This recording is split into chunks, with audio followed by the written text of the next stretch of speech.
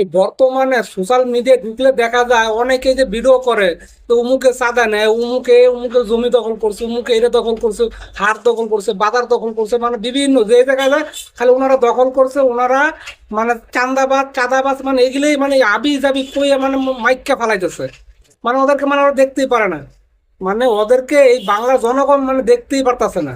মানে কারণটা হইলে এটাই, খালি ওই যে সমস্যা একটাই, খালি ওইটা করে মানুষে মানে নির্যাতন করে, মানে হয়রানি করে, এই বিভিন্ন অজুহাত।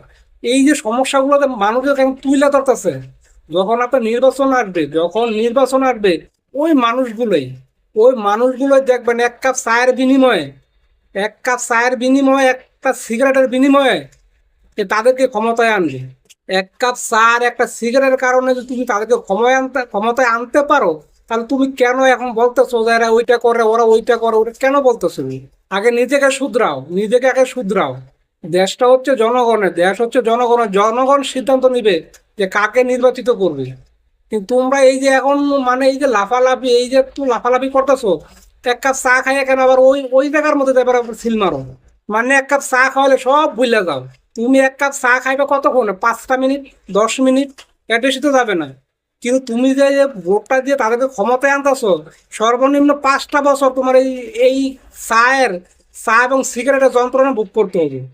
এই জিনিসটা মাথায় রাখো, মাথায় মাথায় রেখে তারপর সিলটা মাইরো। তো কোন জায়গায় সিলটা মারবা? কারণ এটা হচ্ছে গণতান্ত্রিক দেশ, এটা গণতান্ত্রিক দেশ, জনগণের অধিকার, জনগণ সিদ্ধান্ত নিবে।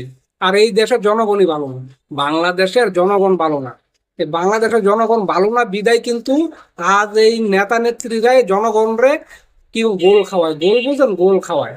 জনগণ নেতার গোলামি করবে না, নেতারা জনগণের গোলামি করবে। আর এই বাংলাদেশের জনগণ নেতা করে গোলামি করে। তাই আজকে এই বাংলার জনগণের আজকে এই বেহাল অবস্থা। কথাগুলো যে বলছি একটু মিলাই দেখেন যে ঠিক না বেঠ।